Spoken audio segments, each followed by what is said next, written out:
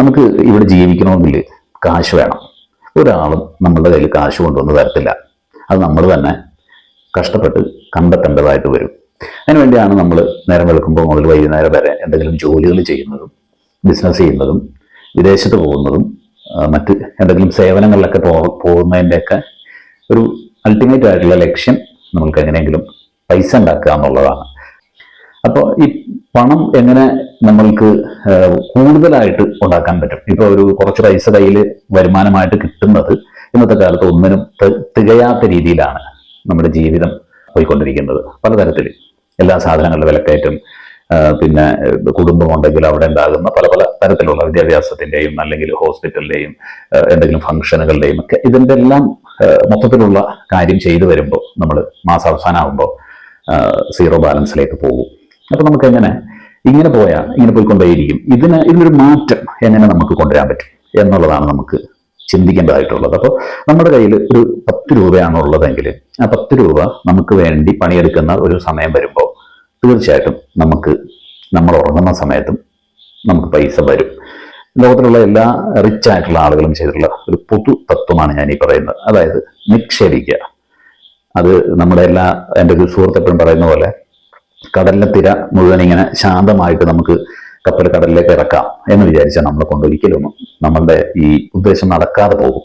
അപ്പോൾ നമ്മൾ ഏത് ജോലിയാണ് ചെയ്യുന്നത്, ആ ജോലി ചെയ്യുന്നതിൻ്റെ കൂടെ ഒരു ദിവസം വെറും സിംഗിൾ കോയിൻ ആയിട്ടുള്ള 1 രൂപയാണ് നമ്മൾക്ക് മാറ്റിവെക്കാൻ പറ്റുന്നതെങ്കിൽ ആ 1 രൂപ മാറ്റിവെച്ചിട്ട് നമ്മളത് നിക്ഷേപിച്ചാൽ തീർച്ചയായിട്ടും നമുക്ക് പൈസ കൂടുതൽ ആ നിക്ഷേപിച്ച പൈസ ഉണ്ടാക്കി തരും.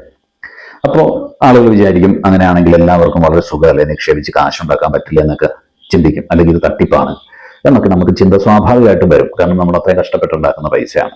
ഇങ്ങനെ നമ്മൾ സംശയിച്ച് നിൽക്കുമ്പോഴും നിക്ഷേപിക്കാതെ ആ പൈസ കയ്യിൽ വെച്ചുകൊണ്ടിരുന്നിട്ട് നമ്മുടെ ജീവിതം അങ്ങനെ മുൻപോട്ട് പോകുന്നതല്ലാതെ നമുക്ക് വേറൊരു മാറ്റവും ഉണ്ടാകാൻ പോകുന്നില്ല. അപ്പോൾ കുറച്ച് റിസ്ക് അല്ലെങ്കിൽ കുറച്ച് നമ്മൾ അതിനു വേണ്ടി എടുക്കുന്ന ഒരു ധൈര്യം എന്ന് പറയുന്ന രീതിയിൽ തന്നെയാണ് നമ്മൾ എവിടെ നിക്ഷേപിച്ചാലും നമ്മൾ നിക്ഷേപിക്കുന്നത്. അതിപ്പോൾ ബാങ്കിൽ നിക്ഷേപിച്ചാലും ഓഹരികളിൽ നിക്ഷേപിച്ചാലും അല്ലെങ്കിൽ ഏതെങ്കിലും ബിസിനസ്സുകളിൽ നിക്ഷേപിച്ചാലും ഒക്കെ നമുക്കൊരു റിസ്ക് ഫാക്ടർ എപ്പോഴും അവിടെ തന്നെ ഉണ്ടാകും. ബാങ്കിൽ നിന്ന് കിട്ടുന്ന റിട്ടേണേക്കാൾ കൂടുതൽ അല്ലെങ്കിൽ ബിസിനസ് ചെയ്യാൻ പലപ്പോഴും നമുക്ക് ഒരു ക്യാപിറ്റൽ ആവശ്യമുണ്ട്. റൂം എടുക്കണം അല്ലെങ്കിൽ സ്റ്റാഫിനെ വെക്കണം, അങ്ങനെയൊക്കെയുള്ള കാര്യങ്ങൾ ഒരു മൂലധനം നമ്മൾ സമാഹരിക്കേണ്ടതായിട്ട് വരും. അപ്പോൾ ആ മൂലധനം നമുക്ക് ഇല്ലാത്ത വരുമ്പോൾ നമുക്ക് പലപ്പോഴും ബിസിനസ്സും ചെയ്യാൻ പറ്റാതെ പോകും. അപ്പോൾ ജോലി തന്നെ ശരണം എന്ന് വിചാരിച്ചിട്ട് ജോലിയിൽ പോയിക്കൊണ്ടിരിക്കും. അങ്ങനെയുള്ള ആളുകൾ ഈ ജോലി ചെയ്ത് കിട്ടുന്നതിൽ നിന്നിട്ടുള്ള ഏറ്റവും ചെറിയ തുക ഒന്ന് നിക്ഷേപിച്ചാൽ ആ പൈസ നമുക്ക് വേണ്ടി പണിയെടുക്കും. അത് ഓഹരി വിപണിയെ പറ്റിയിട്ട് നമുക്ക് ധാരണ ഉണ്ടെങ്കിൽ നമുക്ക് അവിടെ നിക്ഷേപിക്കാം. അതിന് ഒരു പഠനം ആവശ്യമുണ്ട്. നമ്മളത് മനസ്സിലാക്കിയിട്ട് നല്ല ബ്ലൂ ചിപ്പ് കമ്പനികളിൽ, അതുപോലെ തന്നെ ഇന്ത്യയിലെ ഏറ്റവും മികച്ച കമ്പനികളിൽ, വലിയ ഫണ്ടമെന്റൽ ആയിട്ടുള്ള ബലമുള്ള പൊട്ടിപ്പോകാൻ സാധ്യതയില്ലാത്ത കമ്പനികളിലൊക്കെ നിക്ഷേപിക്കേണ്ടതായിട്ട് വരും. അപ്പോൾ അത് നമ്മൾ പഠിക്കേണ്ടി വരും. പക്ഷെ നമ്മളത് എത്രത്തോളം അതിനകത്ത് പഠിക്കാൻ സാധിക്കും, നമ്മൾ ചെയ്യുന്ന കാര്യങ്ങൾ കറക്റ്റാണോ, ഇങ്ങനത്തെ ആശങ്കകളും ഒക്കെ നമുക്ക് വന്നുകൊണ്ടിരിക്കുക. അപ്പോൾ ഇങ്ങനെയുള്ള ആളുകൾക്ക് ഒരു പ്രശ്നവും വരാൻ സാധ്യതയില്ലാത്ത രീതിയിലുള്ള നിക്ഷേപങ്ങളുണ്ട്. അതാണ് മ്യൂച്വൽ ഫണ്ട്, SIP എന്നൊക്കെ പറയുന്നത്. മ്യൂച്വൽ ഫണ്ടുകൾ പലതരത്തിലുള്ള മ്യൂച്വൽ ഫണ്ടുകളുണ്ട്. ഇക്വിറ്റിയിൽ മ്യൂച്വൽ ഫണ്ടുകളുണ്ട്. അത്തരം ഇക്വിറ്റി ഫണ്ടുകൾ കൂടുതലും പണം കൊണ്ടുപോയി ഇടുന്നത് ഓഹരികളിലാണ്. അപ്പോൾ ഞാൻ നേരത്തെ പറഞ്ഞ പോലെ നമ്മൾ നേരിട്ട് അവിടെ ഓഹരികളെ പറ്റിയിട്ട് പഠിക്കേണ്ടതായിട്ടില്ല. എക്സാമ്പിൾ പറയുകയാണെങ്കിൽ നമ്മൾ V-Guard എന്ന് പറയുന്ന ഒരു ഓഹരി എടുക്കുകയാണെന്ന് വിചാരിക്കുക. ഈ ഓഹരിനെ പറ്റിയിട്ട് നമ്മൾ പഠിക്കേണ്ടി വരും. അതിൻ്റെ ശൈശവ ദിശ തൊട്ടിട്ട് അതിൻ്റെ ഇപ്പോഴത്തെ ongoing profit and loss അക്കൗണ്ടുകൾ എവിടെ വരെ എത്തി നിൽക്കുന്നു എന്നുള്ളതൊക്കെ പഠിച്ചിട്ട് അവരുടെ ക്വാർട്ടർലി റിസൾട്ട് ഒക്കെ മനസ്സിലാക്കിയിട്ട് വേണം നമ്മൾ അവിടെ കൊണ്ടുപോയിട്ട് പൈസ ഇടാൻ.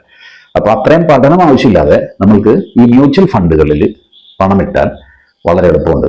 മ്യൂച്വൽ ഫണ്ടിൽ പണം ഇടുമ്പോൾ അതിൻ്റെ ഒരു പ്രത്യേകത എന്ന് പറയുന്നത് നമുക്ക് വേണ്ടിയിട്ട് അവിടെ ഒരു മാനേജർ ഉണ്ടാവും. പ്രൊഫഷണൽ ആയിട്ടുള്ള വലിയ വൈദഗ്ധ്യമുള്ള ഒരു മാനേജർ. അവരാണ് നമുക്ക് വേണ്ടി ഈ ഓഹരികളിൽ കൊണ്ടുപോയിട്ട് പൈസ ഇടുന്നത്. അവരെ വിശ്വസിക്കാമോ എന്ന് ചോദിച്ചാൽ തീർച്ചയായിട്ടും നമുക്ക് അവരെ വിശ്വസിക്കാം. കാരണം അത്രയും വൈദഗ്ധ്യമുള്ള ആളുകളെയാണ്. നമ്മളിപ്പോൾ ഒരു നല്ലൊരു ഹോസ്പിറ്റലിൽ പോയിട്ട് ഒരു ഡോക്ടറെ കാണുന്നത് പോലെ ആ ഡോക്ടറിനെ നമുക്ക് വിശ്വസിച്ചല്ലേ പറ്റൂ എന്നതുപോലെ ഇവരെയും നമുക്ക് വിശ്വസിച്ചേ പറ്റൂ.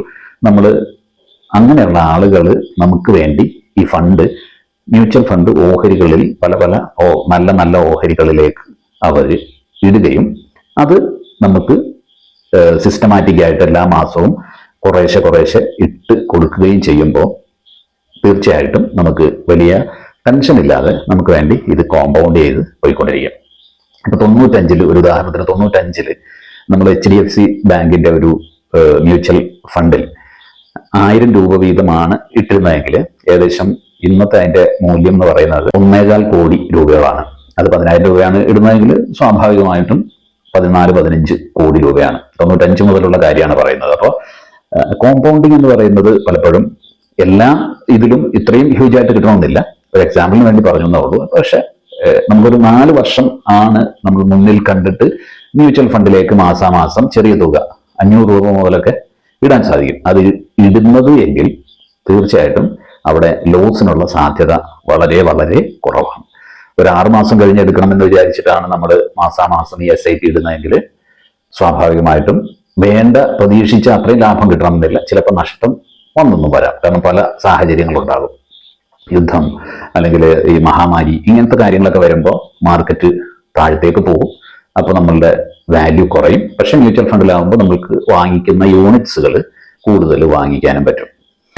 നിക്ഷേപം എന്നുള്ള നിലക്ക് ദീർഘനാൾ കഴിയുമ്പോൾ എനിക്കൊരു വെൽത്ത് ഉണ്ടാകണം, എനിക്ക് കൂടുതൽ പണം, എൻ്റെ പണം, ഞാൻ അധ്വാനിച്ച പണം എനിക്ക് പണം ഉണ്ടാക്കി തരണം എന്ന ലക്ഷ്യത്തോടു കൂടി മികച്ച മ്യൂച്വൽ ഫണ്ട് കമ്പനികളിൽ നിക്ഷേപിക്കാൻ നമുക്കൊരു തീരുമാനത്തോടെ പോകാം. വീണ്ടും മറ്റൊരു വീഡിയോയുമായി നമുക്ക് കാണാം.